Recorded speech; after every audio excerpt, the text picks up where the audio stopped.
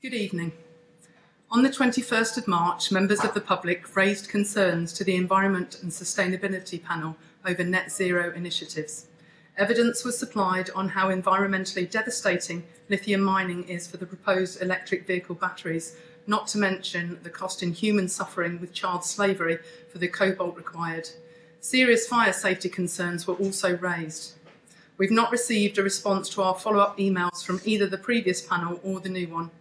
We therefore ask this committee to scrutinise why the Environment and Sustainability Panel are pushing ahead with environmentally harmful plans, ignoring safety concerns and the Council's own anti-slavery policy. It's critical that we can trust our local councils, as trust in government as a whole has been lost. It's imperative we don't make the same mistakes with climate change that were made with COVID. Despite propaganda on mainstream media falsely messaging to the contrary, it wasn't COVID, but government actions that have caused harm. Wildly inaccurate forecasting and unreliable testing of healthy people caused fear, financial hardship, and unforgivable abuses to the people, all under the guise of protecting our health. On the 19th of March 2020, before the first lockdown, UK Health Security Agency declared COVID was not a high-consequence infectious disease.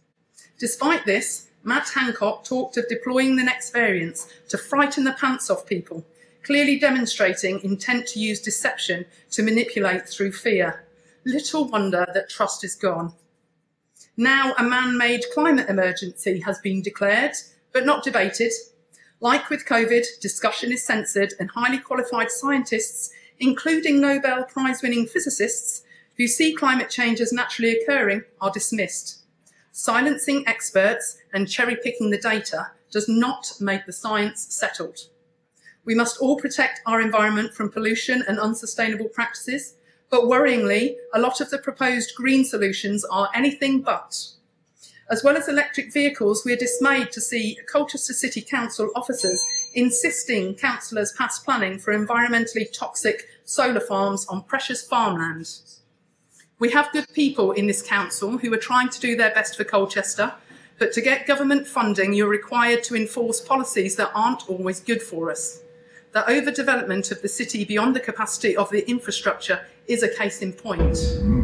How can the council be objective about doing what's right for Colchester with large financial incentives from the government? If any faith is to be restored in our crumbling political system, it has to have a solid foundation at local level. We must have a council we can trust to do what is right. We therefore request this committee thoroughly scrutinise how environmental policies and planning decisions are made, and to make sure environmentally detrimental initiatives aren't being passed because of financial incentives or beliefs based on manipulated statistics. We look forward to a transparent, informative response. Thank you. Thank you very much for your presentation there. And obviously, you're perfectly entitled to come here and present your views. I'm just not sure that I am in a position this evening to make you a promise about what this panel will scrutinise in any time frame. But to say that your presentation has been useful stimulation, and we are putting together a work programme in which we will look at various things that this authority does with a scrutiny panel. There is cabinet tomorrow. That is the executive function.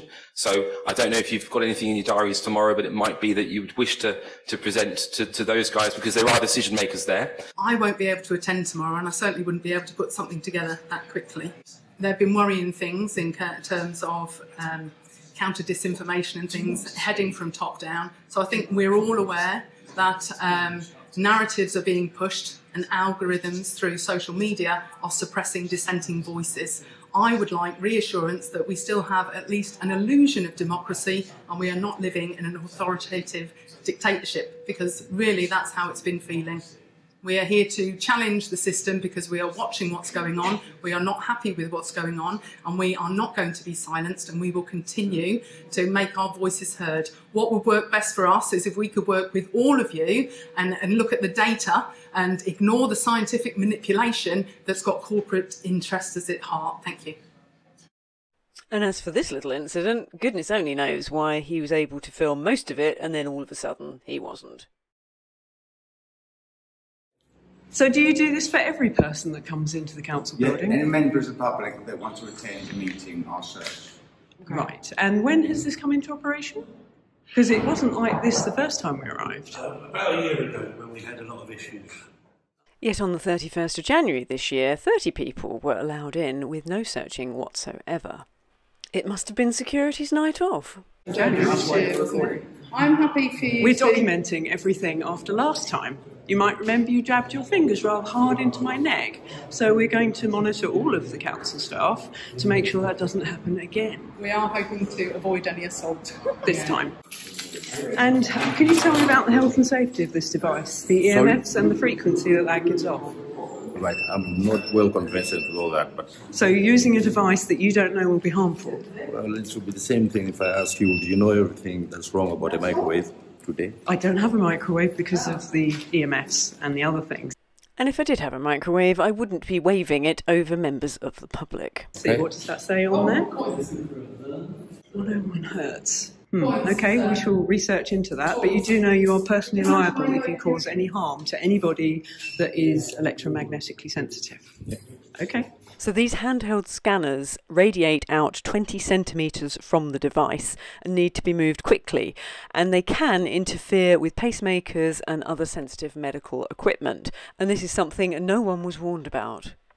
We've been told by people who've worked in security that you're not to touch or inspect anything without asking for consent first, and that you only actually search someone if you suspect them. We were not asked for consent. So come on, Colchester Council, you really do need to properly train your security staff on how to use the equipment and attitude in general, especially the treatment of the last woman that walked in. Inappropriate things were done with that scanner, and she will be putting in a formal complaint, which we trust you will deal with appropriately. Do bear in mind that you do work for us, and if anybody in the private sector were to treat the people that pay their wages in the way you have treated us, they wouldn't expect to keep their jobs. This is a comment we've received from a Chelmsford councillor, and she says she'd never seen Chelmsford Council search people like we're enduring.